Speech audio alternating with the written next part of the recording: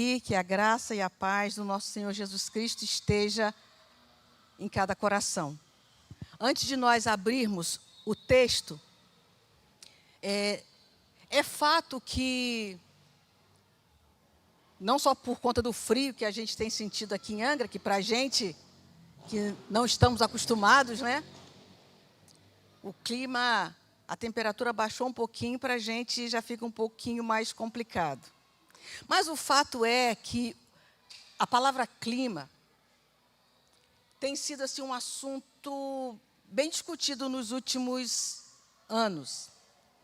A gente tem ouvido falar bastante nesses últimos dias sobre a chegada do El Niño, as possibilidades, o que pode acontecer.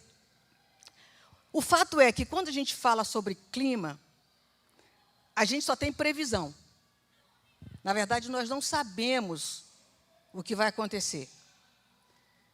E nós, como seres humanos, nós, via de regra, não gostamos de previsões, nós gostamos de certezas. Só que Deus, Ele não nos dá, da forma como nós queremos, certezas. Deus nos dá promessas. Entre elas, a maior, melhor, mais sublime, o próprio Senhor Jesus. Então, nós precisamos entender que Deus, Ele nos dá promessas e nós precisamos caminhar crendo nas promessas de Deus. Falando um pouco sobre o livro... Obrigada, irmão. Falando um pouco sobre o livro de Atos, que é um livro histórico, mas que, na verdade, é a segunda porção do Evangelho de Lucas, eu vou traçar aqui um retrato breve para os irmãos. No capítulo 19 de Atos, Paulo, o apóstolo Paulo, ele começa a aspirar, a sonhar por algo no coração dele. E eu não preciso perguntar, não preciso pedir para você levantar a mão. Quem daqui tem planos, projetos, aspira a alguma coisa? E a partir do capítulo 19, a gente percebe que Paulo tem um desejo grande de ir a Roma. Ir a Roma e, em seguida, ele levar o Evangelho para a Espanha. Ele escreve aos romanos, ele diz do desejo de estar com eles. Paulo tinha planos no seu coração. Isso é no capítulo 19 do livro de Atos. Depois, no capítulo 21, quando ele termina a sua terceira viagem missionária e ele volta para Jerusalém, Paulo, ele é perseguido pelos judeus, ele é quase morto pelos judeus, e o X da questão de Paulo para com os judeus é sempre essa questão. Paulo pregava aos gentios e dizia que Deus tem planos de salvação para os gentios. E os judeus não aceitavam isso. Essa é a grande questão. Quando você vai ler o livro de Atos, você vai verificar que os próprios governadores, que os próprios reis, que os próprios soberanos de Roma não encontram em Paulo nenhuma acusação. Então, Paulo, no capítulo 21, ele é perseguido pelos judeus, ele precisa ser guardado numa fortaleza, porque o texto diz que eles iriam literalmente matar Paulo. Depois o livro segue do capítulo 22 até o 26. Paulo faz a defesa dele diante do Sinédrio, diante das autoridades judaicas. Paulo, ele é preso em Cesareia. Paulo é sabatinado por 2 governadores. Paulo é sabatinado pelo próprio rei Agripa. E quando a gente percebe que o plano dos judeus é que Paulo volte para Jerusalém, para que ali ele seja julgado e condenado, Paulo diz para o rei Agripa assim: olha, eu quero ir para Roma. Se eu tiver que ser julgado, eu serei julgado em Roma. Mas o que estava no coração de Paulo era cumprir uma promessa que Jesus tinha feito a ele, e a gente vai ver isso. Então, nos capítulos 27 e 28, o final de Atos, o que a gente vai ver? Essa saga da viagem do apóstolo Paulo em um navio. Nós vamos ver Paulo, Lucas, que está com ele e que narra. Nós vamos ver um centurião que leva Paulo. Nós vamos ver o piloto, nós vamos ver o mestre do navio. No total de 276 pessoas numa viagem. Por que eu estou falando dessa viagem agora? Eu quero linkar essa viagem de Paulo com um fato que aconteceu, fato real, assim como essa história de Paulo, no ano de 1991, no estado de Massachusetts, nos Estados Unidos. Um barco pesqueiro sai da costa com 6 homens para fazer uma pescaria, embora o tempo, a previsão, ela não estivesse favorável, mas era uma questão de dívidas, era uma questão do valor que eles conseguiriam, e esses homens vão. Só que, na metade do caminho, do mar ali, eles são surpreendidos por uma confluência de fatores. E esse episódio é retratado num filme. Nos Estados Unidos, o nome do filme é Tempestade Perfeita, porque é um termo usado pela Marinha, pela náutica americana, quando há essa confluência de fatores. No Brasil, o filme é Mar em Fúria. Mas, resumindo, o que acontece? Como é histórico, não tem problema dar spoiler. Eles estão no meio do mar, na pescaria, e, de repente, acontece a tão falada tempestade perfeita, que é a junção de uma frente fria, de uma área de baixa pressão e de um furacão chamado Grace. O barco é levado para todo lado. Eu já adianto que os 6 tripulantes morreram. É até meio angustiante você ver o filme, as cenas deles morrendo afogados. Os ventos estavam na casa de 120 quilômetros por hora. E, pasmem, os relatos dos jornais da época é de que havia ondas de até 30 metros de altura. Navio Andrea Gale. Com esta figura em mente, é que nós vamos abrir a nossa Bíblia no livro de Atos, capítulo 27.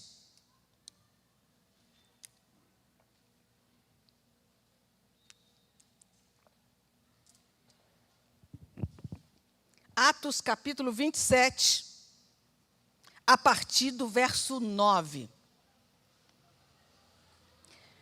E eu quero que você tenha em mente também essa ideia central, que é a soberania de Deus destrona, tira do trono a autossuficiência humana, administra o caos e sustenta a fé do seu povo no meio da tempestade.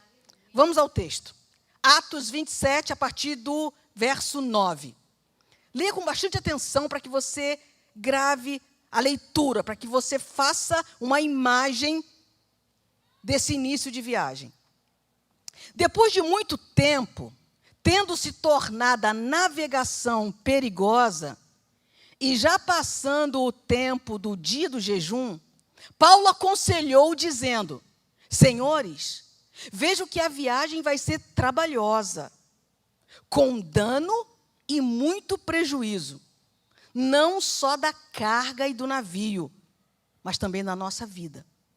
Porém, o centurião, era o centurião Júlio, dava mais crédito ao piloto e ao mestre do navio do que ao que Paulo dizia. Não sendo o porto próprio para invernar, a maioria deles era de opinião de que deviam partir dali, para ver se podiam chegar a Fenícia e aí passar o inverno, visto ser um porto de Creta, que olha para o noroeste e para o sudoeste. Versículo 13. Soprando brandamente o vento sul, e pensando eles ter alcançado o que desejavam, levantaram âncora e foram costeando mais perto a ilha de Creta. Entretanto, não muito depois, desencadeou-se do lado da ilha um tufão de vento, chamado Euroaquilão. O navio foi arrastado com violência e, sem poder resistir ao vento, cessamos, é Lucas falando, olha, na terceira pessoa, cessamos a manobra e nos fomos deixando levar. Passando ao abrigo de uma ilhota chamada Cauda, com dificuldades conseguimos recolher o bote. Tendo içado o bote, os marinheiros usaram de todos os meios para reforçar o navio com cabos de segurança. E temendo que fossem encalhar nos bancos de areia de Sirte, desceram as velas e foram à deriva. Açoitados severamente pela tormenta, no dia seguinte começaram a jogar a carga no mar. E no terceiro dia, nós mesmos, com as próprias mãos, lançamos ao mar a armação do navio. E não aparecendo, já havia alguns dias, nem sol, nem estrelas, caindo sobre nós grande tempestade, dissipou-se, afinal, toda a esperança de salvamento. Havendo todos estado muito tempo sem comer, Paulo, pondo-se em pé no meio deles, disse: Senhores, na verdade era preciso terem me atendido e não partir de Creta, para evitar este dano e perda. Mas agora aconselho que tenham coragem, porque nenhuma vida se perderá, mas somente o navio. Porque esta mesma noite, um anjo do Deus, a quem pertenço e a quem sirvo, esteve comigo dizendo: Paulo, não tenha medo. É preciso que você compareça diante de César. E eis que Deus, por sua graça, lhe deu todos os que navegam com você. Portanto, senhores, tenham coragem, pois eu confio em Deus, que tudo vai acontecer conforme me foi dito. Porém, é necessário que sejamos arrastados para alguma ilha. Esse é o texto. Nós oramos, clamamos ao Senhor para que o Senhor fale conosco. Você veio aqui, Deus o trouxe. Alguns irmãos estão acompanhando a transmissão. Deus é um Deus que não reconhece fronteira, não reconhece limite. Deus opera em corações por mais endurecidos, temerosos que sejam. Nosso Deus está acima de tudo. Nosso Deus, Ele fez o céu, a terra, o mar. Ele tem poder não só sobre a tempestade, o furacão. Ele tem poder sobre o nosso coração. E nós pedimos, Senhor, exerça o Teu poder sobre o nosso coração nessa noite. Em nome de Jesus. Amém. Temos aí em tela a nossa ideia de que a soberania de Deus destrona a autossuficiência humana, administra o caos e sustenta a fé do seu povo no meio da tempestade. Nesse texto, nós temos preciosos ensinamentos da parte do Senhor para nós. E nós vamos para o primeiro ponto que eu quero compartilhar com os irmãos, baseado no versículo 9 a 13, você tem a sua Bíblia aí, E eu quero compartilhar com os irmãos o seguinte, essa ideia. A autossuficiência humana é alimentada por conveniências do coração. Você sabe que Jeremias diz, né, que o coração do homem é enganoso, ele prega peças. E, por vezes, o coração trabalha, e não pense que o seu coração trabalha a favor de você, não, porque nós temos 3 inimigos, é o diabo, o mundo e a carne. E, algumas vezes, nós só queremos que alguma coisa aconteça para sustentar alguma coisa que nós já queremos fazer. Então, o nosso coração prega peças. Nós vemos ali que Paulo, se você for verificar do versículo 9 a 13, Paulo ele era um homem experiente em naufrágios. Se você for ver 2 Coríntios, capítulo 11, 25, é aquele texto onde Paulo dá o currículo dele. Quantas vezes ele foi açoitado? E ele fala que só de naufrágio ele havia passado por 3. Esse aqui já é o 4. Então, de naufrágio, Paulo entendia. Então, de mar, ele também entendia. Então, ele dá um conselho, olha, irmãos, não é bom que a gente saia daqui agora. Porém, os estudiosos estão de comum acordo, porque esse é o 2º navio. Quando eles saem de Cesareia, eles param num porto e entram nesse navio que eles estão agora. E esse navio, ele estava levando grãos, alimentos, do Egito para a Itália, para Roma. Havia interesses comerciais, havia uma rota.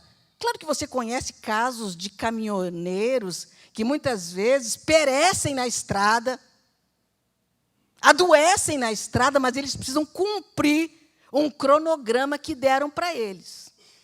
Então, ali, não adiantava um homem prisioneiro, porque Paulo estava ali naquele navio como prisioneiro.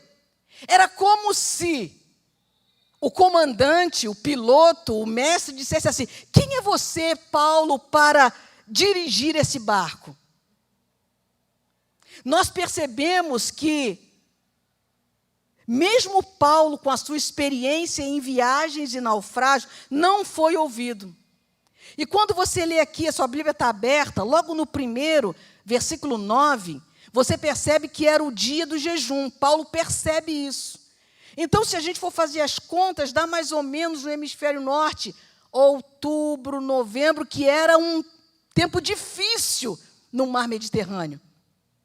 Então, esse dia, Paulo, já tendo passado o dia do jejum, é difícil para a gente ir. Eu aconselho que vocês fiquem aqui. Mas o que o versículo 11 diz? Porém, o centurião dava mais crédito ao piloto e ao mestre do que a Paulo. Eles estavam num lugar chamado Bons Portos, que não era tão bom assim. Mas o que Paulo percebe é que mesmo que ali não fosse um lugar ideal para aportar, invernar, sair dali seria pior. Então, algumas vezes, nós queremos forçar uma situação, queremos justificar o nosso coração para aquilo que nós queremos fazer. Quer ver um exemplo? Muitas pessoas vão dizer: olha, eu não gosto de religião. Você não vê os escândalos que acontecem? Eu não gosto de igreja. Você não vê os escândalos que acontecem? Na verdade, o coração começa a trabalhar para sustentar uma ideia de autossuficiência dessa pessoa. Quando você volta um pouquinho atrás, numa dessas peregrinações de Paulo, volta um pouquinho no Atos 24. 24 diz o seguinte: Paulo está diante de Félix, que é um governador. Ele era casado com uma mulher judia. Passados alguns dias, Félix veio com Drusila, sua mulher, que era judia, e mandou chamar Paulo. E passou a ouvi-lo a respeito da fé em Cristo Jesus.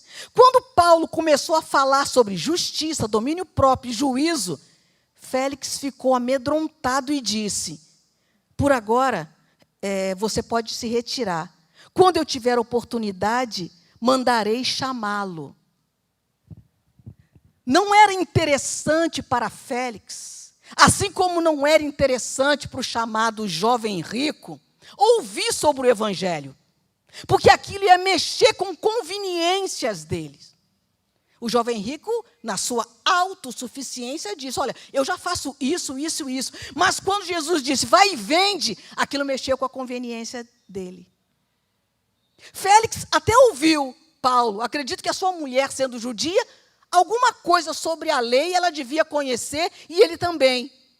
Mas acontece que ouvir Paulo, acatar o que Paulo tinha para dizer, significava deixar conveniências, significava abrir mão de coisas, ouvir o Evangelho, crer no Evangelho, pregar o Evangelho, inclui abrir mão de conveniências, abrir mão de coisas que eu tenho para mim, que eu não abro mão. Não, esse barco é meu, quem manda aqui sou eu. A minha vida é minha, quem manda nela sou eu. E Deus o tempo todo, amados, Ele mexe na nossa vida para fazer com que possíveis autossuficiências, conveniências do nosso coração, sejam lançadas por terra, sejam tiradas de nós. Paulo não conseguiu convencer aqueles homens de que não era uma ideia boa ficar naquele lugar. Mas a autossuficiência daqueles homens fizeram com que eles abrissem mão do que Paulo estava falando para seguir o seu próprio coração. Você já fez isso? Você já viu alguém fazendo isso? Você está ouvindo a verdade. Você está ouvindo um bom conselho. Mas o seu coração, ele te dá artifícios, ele te dá justificativas para você se manter autossuficiente. Mas a soberania de Deus destrona toda autossuficiência. Quando a gente vai examinar também os versículos 14 a 20, nós temos o segundo ponto, que a gente vai acompanhar aí, o Vitinho vai colocar para a gente. Crises agudas, porque existem crises, né? Mas existem as crises agudas. Crises agudas mostram o limite da resistência humana. Aí eu te perguntaria, qual tem sido o seu euroaquilão? Qual tem sido a tempestade perfeita na sua vida? Perfeita no sentido de confluência. Porque às vezes a questão, poxa, eu estou passando por uma dificuldade financeira, mas a minha família está bem. A minha família está bem, mas eu fiquei doente. Então, tem umas crises pontuais. Mas tem hora que é a tempestade perfeita. Tem hora que é a confluência de tudo. Tem hora que é frente fria, furacão e área de baixa pressão. Porque o que acontece, você volta lá para o capítulo 27, e você vai olhar comigo, o versículo 13 diz assim, soprando brandamente o vento sul, e pensando ter eles alcançado o que desejavam, levantaram âncora. Eles pensaram. Porque algumas vezes nós olhamos algumas coisas, olha, não, está pronto, eu posso fazer isso aqui. Não, o vento está favorável. Então, o fato da autossuficiência, do coração querer tomar atitudes, e ainda perceberam um vento momentâneo, para ele foi o suficiente. Não bastou a palavra sábia de Paulo. Algumas pessoas olham assim, não, agora dá. Não dá. Deus está falando que não dá. Mas ele está dizendo, não, mas eu vi um sinal ali, uma brisa suave que diz para mim que dá. Não dava. Aí quando você chega no verso 14, aí você lê. Entretanto, não muito depois, desencadeou-se um tufão chamado Euroaquilão. Lucas, ele narra que dissipou do coração toda a esperança de salvamento. Só que Lucas escreveu o Evangelho de Lucas. Só que Lucas escreveu que Jesus aquietou o vento e a tempestade. Porque, por vezes, Jesus vai dizer para a tempestade: aquieta-te. Outras vezes, ele vai nos deixar no meio da tempestade.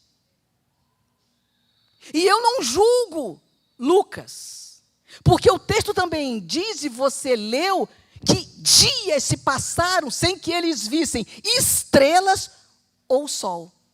Irmãos, naquela época, no mar, o que era usado para nortear não era farol, não era bússola.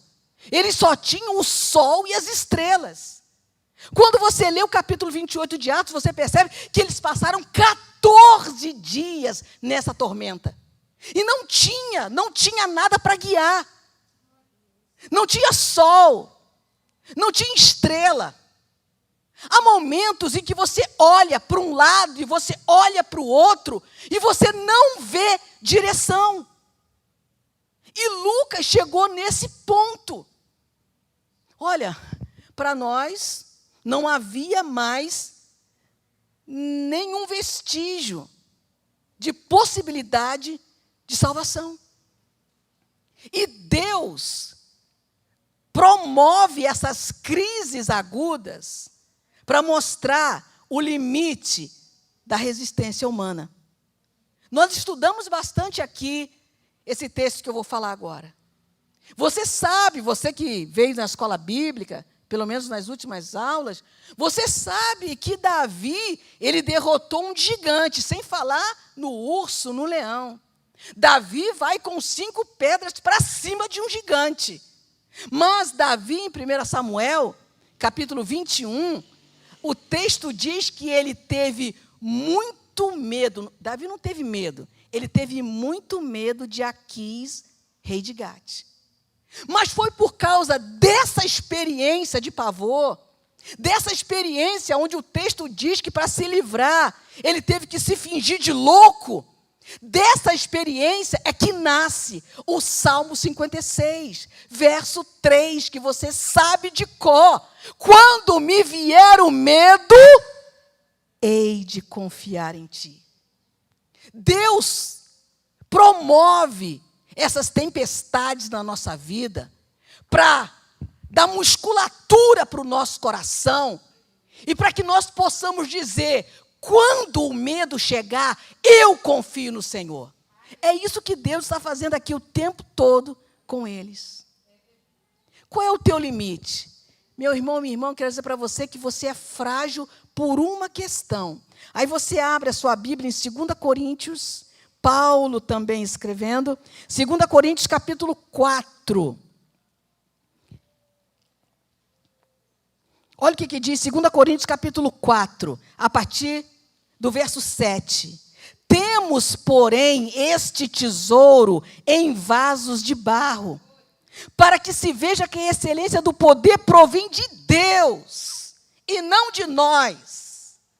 Mas olha só o que Deus faz com o seu limite, até o que Deus permite que aconteça com você. Em tudo somos atribulados.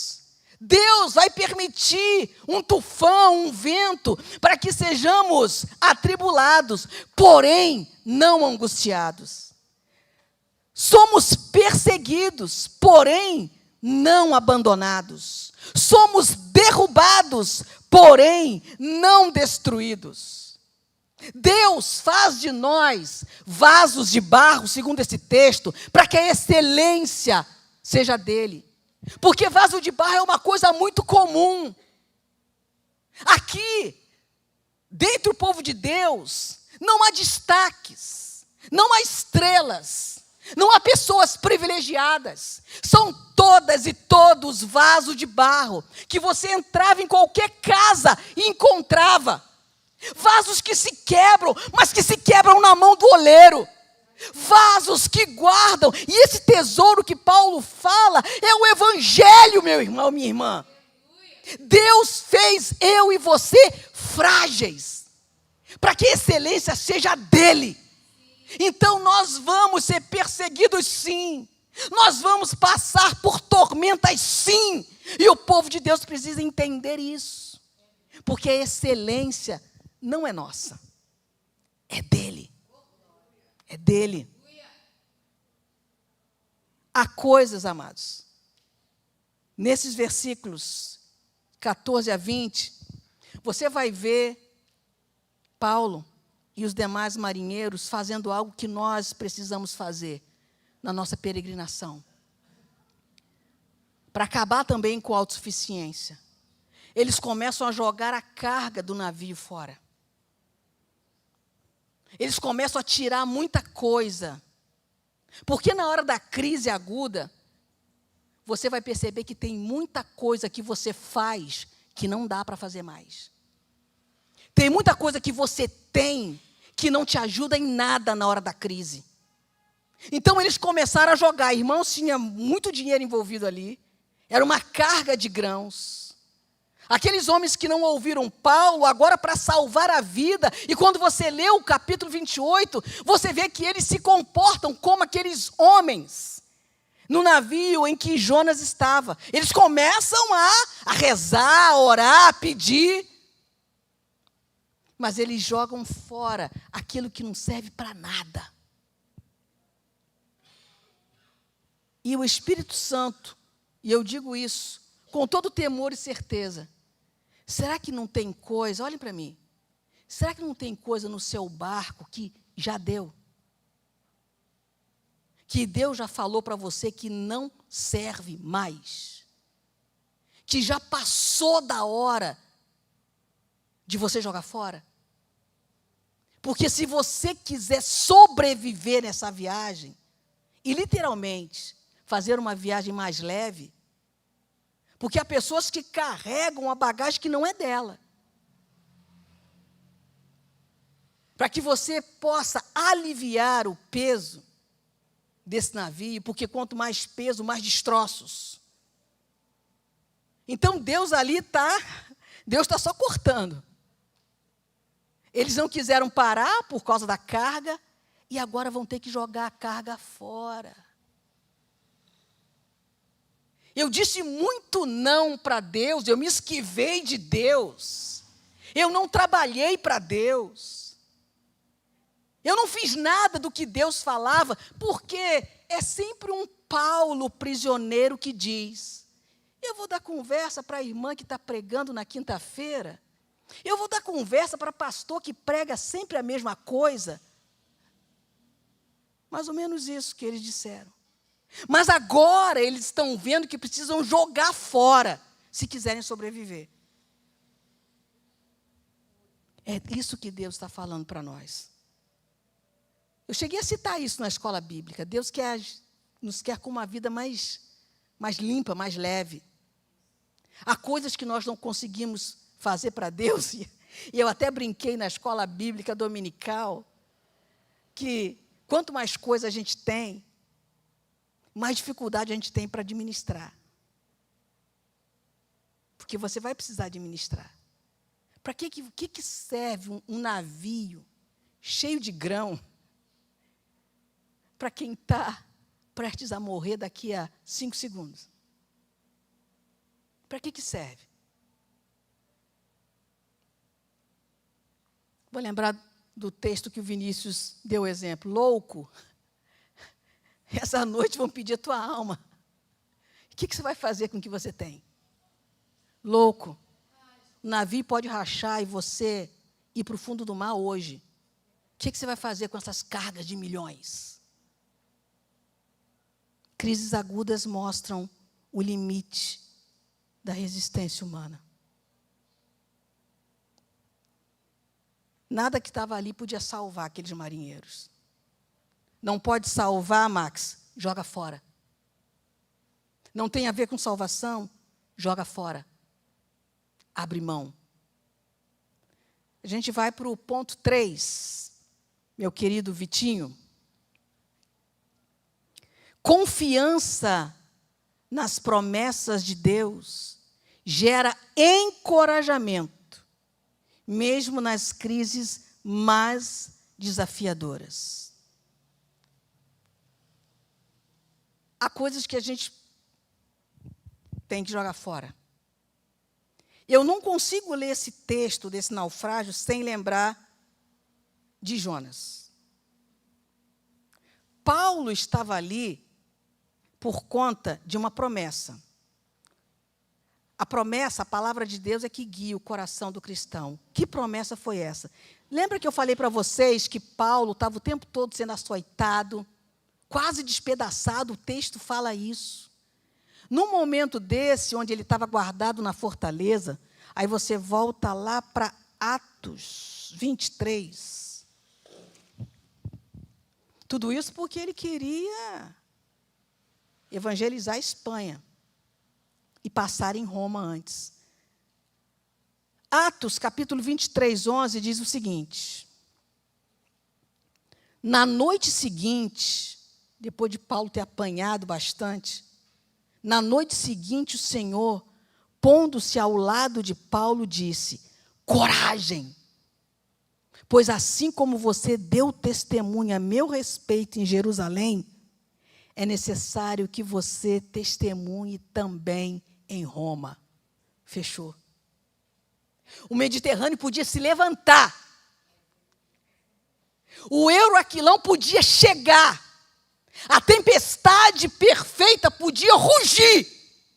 Mas nada impediria Paulo de chegar em Roma. Nada. Nada impediria. E Paulo estava seguro nessa promessa. Paulo está nesse navio por confiar na promessa. Sabe quando o pessoal começou a agitar? Paulo, que tal? Volta para Jerusalém. Paulo falou: eu sou romano, apelo para César. Quero ir para Roma. Deus tem o seu modo de tecer. Paulo tinha cidadania romana. Tanto que os governadores que falam com ele ficam assim: você tem cidadania romana? Eu demorei muito para comprar a minha. Paulo diz: eu tenho por direito. E como eu tenho por direito, eu apelo a César. Os governadores disseram: se ele não tivesse apelado para César, a gente soltava ele agora. Porque não tinha culpa, irmãos. A questão eram os judeus, a lei romana não tinha nada contra Paulo. Mas os governadores queriam agradar os judeus. Então, se você pediu para ir para Roma você vai. Mas Paulo sabia porque ele tinha que ir para lá. O próprio Cristo disse que ele chegaria lá. Onde eu e você tivermos que chegar, meu irmão, não tema tempestade. Não tema tufão. Onde Deus disse que vai levar você, Ele vai levar. Paulo falou: o navio vai se perder. Que se perca. Paulo diz para eles assim, Paulo foi encorajado por Cristo. Coragem. Quem é encorajado por Cristo tem autoridade para encorajar outro. Paulo tinha acabado de ser açoitado. Jesus aparece para ele: coragem, Paulo. Do mesmo jeito que você deu testemunho meu aqui nessa cidade, você vai dar onde eu disse que você vai. Você vai chegar lá. Não sei se foi ontem, nós estávamos ali num grupo, e eu impelida, não falei no momento, eu impelida por esse texto que já estava no meu coração, eu escrevi o seguinte, algumas pessoas escreveram ali, algumas que estão aqui vão lembrar. Eu escrevi assim: chegaremos todos juntos. Não vai se perder ninguém. Paulo, quando você vai para o versículo do capítulo 27, no versículo 23, ele disse: porque esta mesma noite, um anjo de Deus a quem pertenço e a quem sirvo. Você sabe quem você é? Para se levantar, meu irmão, no meio de uma tempestade, onde todo mundo está achando que vai perecer, onde navio já foi, onde carga já foi, e se levantar, ele tem que saber muito de quem ele é. Ele tem que saber muito a quem ele serve. O problema da covardia é que as pessoas não sabem a quem pertencem. Não sabem a que servem. Eu não sei se eu sirvo a ideologias, eu não sei se eu sirvo ao meu patrão, eu não sei se eu sirvo ao meu salário. Paulo sabia a quem ele servia. Porque se você souber quem você é, a quem você pertence e a quem você serve, você se levanta no meio de qualquer tormenta. E você ainda encoraja outros. O problema é que as pessoas estão se perdendo na identidade. Se perdendo na identidade. E esse próximo livro tem muito a ver com identidade. A identidade que foi... Irmãos, a impressão que eu tenho é que nós estamos na última fronteira antes da trombeta tocar. Lá no Éden, Deus estabeleceu perfeitamente os papéis. Homem, mulher. Essa doutrina, essa verdade tem sido tão achincalhada, tão envergonhada, de uma forma tão perversa, que assim como começou, Deus está dando um ultimato. E a igreja recebeu um ultimato para não temer e se levantar para proclamar. Eu não sei se você tem essa certeza no seu coração, mas assim como Deus mexeu conosco nessas 44 lições acerca de confiança, de aflição, de golpe, Deus vai mexer com a sua igreja. Deus vai nos colocar diante de desafios. Nós vamos receber, nós vamos amar, nós vamos ensinar. E a igreja precisa estar preparada para se levantar com coragem. Porque confiança nas promessas de Deus gera encorajamento, mesmo nas crises mais desafiadoras. Paulo não levanta assim dizendo, queridos, vocês deveriam ter me ouvido. Ele não se levanta com soberba. Ele se levanta lembrando, olha, vocês deveriam ter me escutado. Por quê? Porque o que ele vai falar agora precisa estar embasado. Lembra?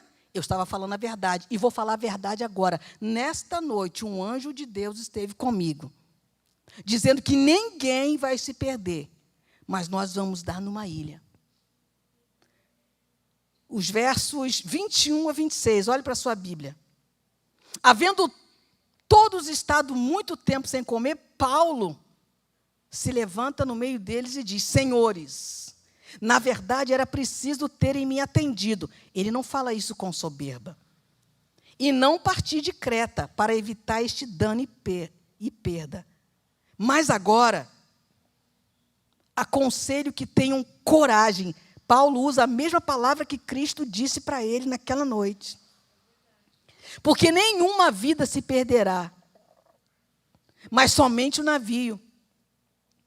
Porque esta noite um anjo de Deus, a quem pertenço e a quem sirvo, esteve comigo dizendo, Paulo, não tenha medo, é preciso que você compareça diante de César.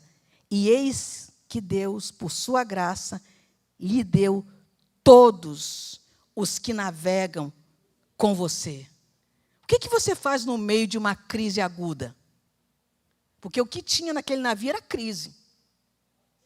Você foge, você desiste, você baixa a guarda, você se levanta por causa de Jesus e por causa daqueles que Jesus deu para você. Paulo se levantou ali porque existiam 275, com ele 76, 275 vidas que Deus havia colocado na mão dele. Paulo adverte, encoraja, ora, conduz. O que você faz no meio da crise? eu vou embora. Eu vou afundar com o navio. Não, Paulo encoraja. E você vai ver que no capítulo 28, todos começam a comer a conselho de Paulo. Quando você chega no capítulo 28, você vê que a palavra que Deus deu a Paulo se cumpre. Eles chegam na ilha de Malta. Paulo chega lá cansado com todo mundo, sem uma viva alma se perder. Paulo chega lá, é aquele famoso episódio de que ele pega, está chovendo, está frio, eles pegam gravetos para fazer uma fogueira. Paulo ali, quando ele joga o graveto, uma víbora pega na mão dele. Os nativos da ilha, ignorantes em relação à palavra, falam para Paulo assim: esse homem deve ser um assassino. Essa é a visão daqueles que julgam pela aparência. Não é possível. Deve ter feito alguma coisa para Deus. Os nativos falam assim: esse homem deve ser assassino, porque ele sobreviveu ao mar e a justiça não deixa de persegui-lo. Aí eles ficam esperando para ver se a mão de Paulo vai inchar e se ele vai morrer. A mão de Paulo não incha, ele não morre. Aí sabe o que eles falam? Esse homem é um Deus. Tem pessoas que são como esses nativos, né? Se você está bem, está sem doença, esse homem é um Deus. Esse homem é um prodígio, é um profeta. Mas se a cobra morde na mão dele, esse homem é um assassino. Deus está perseguindo eles. Amados, até aquela víbora foi mandada por Deus. Depois dali, sabe o que eles fizeram? Trouxeram todos os doentes da ilha para que Paulo orasse e para que eles fossem curados. Você precisa olhar para as tempestades da vida de uma forma diferente, meu irmão, minha irmã. Você precisa parar com isso. Você precisa parar de ficar vendo campanha disso e daquilo na madrugada naquela TV. Você precisa parar com essa ideia antibíblica de prosperidade que você tem. De que o crente não pode ficar doente. De que o crente não pode andar de ônibus. De que o crente não pode andar a pé. Você é um ignorante como aqueles nativos da ilha? Antes de chegar aqui, Paulo foi na casa de um servo de Deus, Ágabo. Antes de Paulo passar por tudo isso, Ágabo era um profeta, tirou o cinto de Paulo e amarrou em volta dele. E disse assim, assim diz o Senhor, é isso que acontecerá com o dono deste cinto. E você acha que Paulo ficou com medo? Alguns, Max, é isso que vai acontecer comigo quando eu for para lá? Não vou, não. Paulo é que vai. Porque Deus havia falado para ele, você vai dar testemunho. Aliás, irmãos, acorda. Na conversão, Jesus já tinha avisado para ele e para Ananias. Ananias, ora por ele. Por que, Senhor? Porque ele é um vaso escolhido. E eu o escolhi para sofrer pelo meu nome. E eles chegaram na ilha. O que você faz numa crise mais aguda? Amados, eu quero, caminhando para o final, compartilhar algo que Deus trouxe ao meu coração. Para isso eu vou pedir para que você abra a sua Bíblia, folheie Apocalipse. Quando você chegar em Apocalipse, você olha para mim.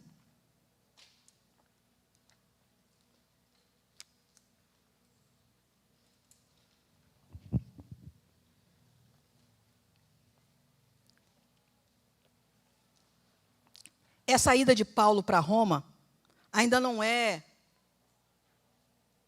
o aprisionamento onde ele seria levado para o martírio. Tanto que se você for folhear Atos, não precisa voltar não, vou ler para você. O livro de Atos termina assim, olha que coisa. Olha só, Paulo numa prisão domiciliar, pregava o reino de Deus e com toda a ousadia ensinava as coisas referentes ao Senhor Jesus sem impedimento algum.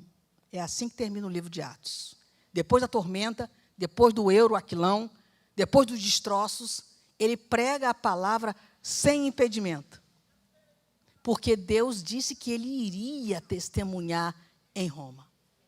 Todas as vezes que você vê mar na Bíblia, na concepção judaica, mar é imagem de instabilidade, de confusão, de gentios.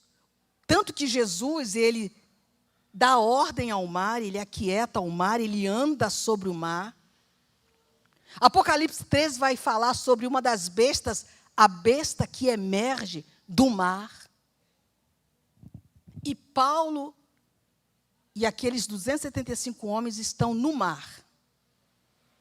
Porém, com a consumação de todas as coisas, você abriu em Apocalipse, capítulo 21, onde Jesus dá a João a visão final do que vai acontecer.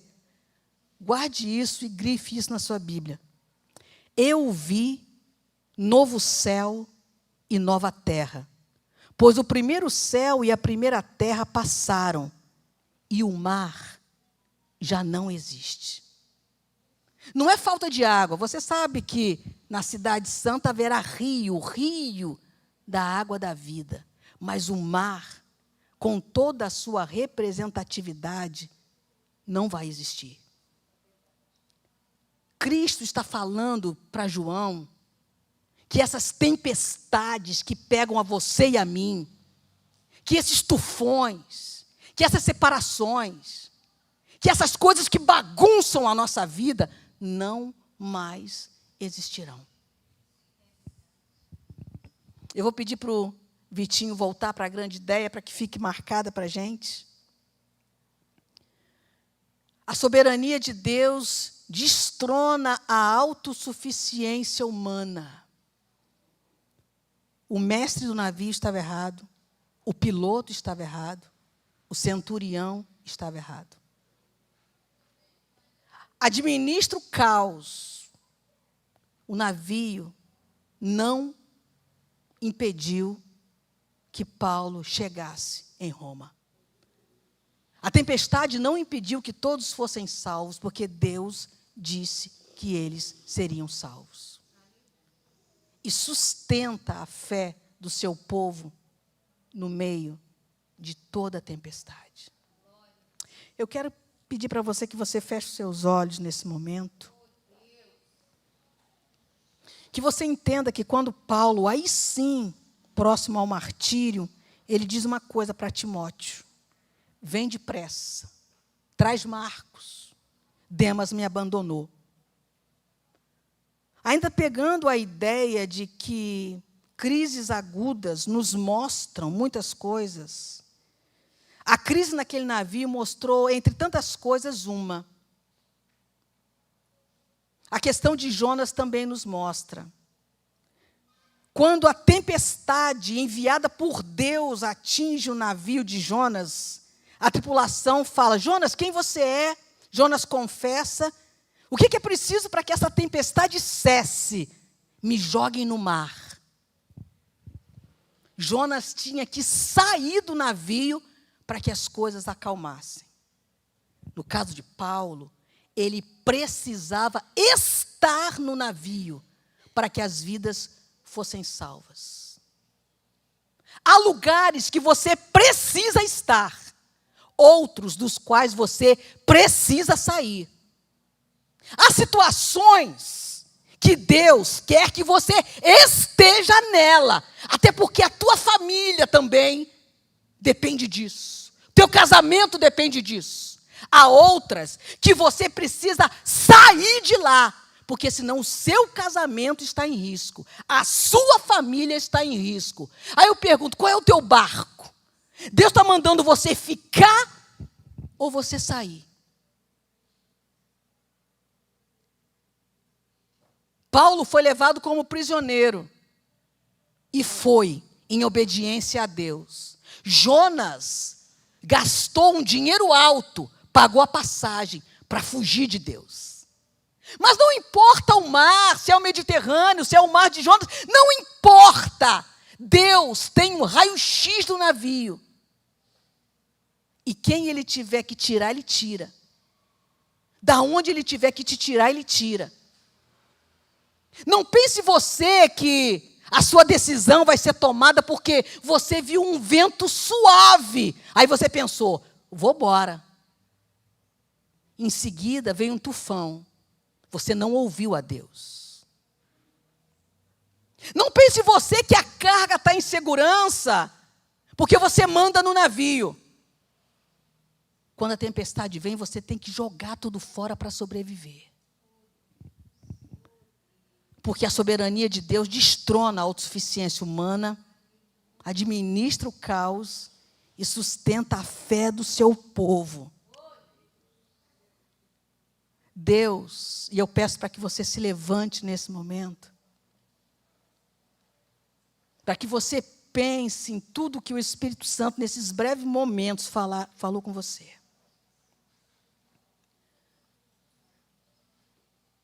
Deus quer que você confie nas promessas dele. Onde Deus disse que você vai chegar, você vai chegar. Mas confie em Deus.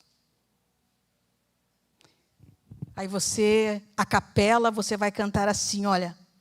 Se o trovão e o mar sobre a tempestade. Cante. Cante mais alto.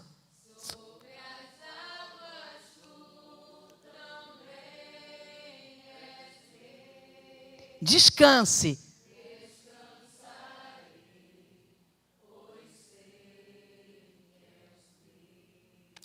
Vamos orar. Pai, muito obrigado.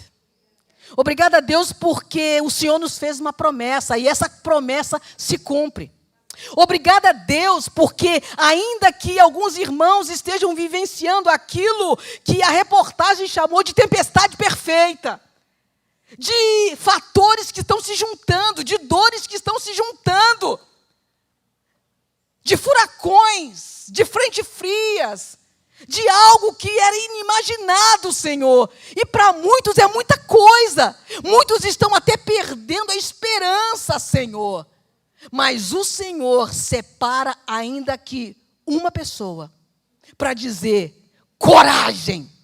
Do mesmo jeito que você deu testemunha de mim, no momento da sua conversão, nos dias do primeiro amor, você vai levar o meu nome. E não há tempestade, não há tufão, não há vento que possa impedir.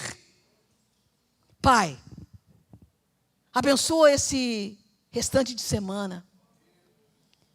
Pai, como igreja, nós oramos pelo irmão Francisco, nós oramos pela Amanda, nós oramos pela Fernanda, nós oramos por demais enfermos, nós oramos com o coração cheio de esperança, para que a tua igreja vá junto com o pastor Ezequias amanhã, nessa revisão.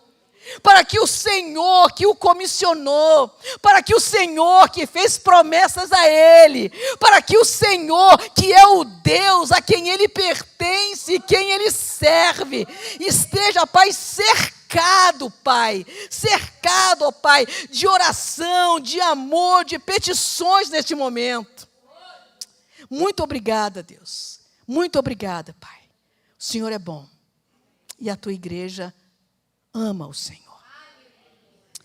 Ore silenciosamente, meu irmão, minha irmã. Que Deus abençoe a sua semana. E se o trovão e o mar se erguer, Deus vai fazer com que você voe sobre a tempestade. Porque até sobre as águas, sobre os tufões, Ele é rei. Descanse, porque Ele é Deus. Nós agradecemos, Senhor, em nome do Senhor Jesus. Amém.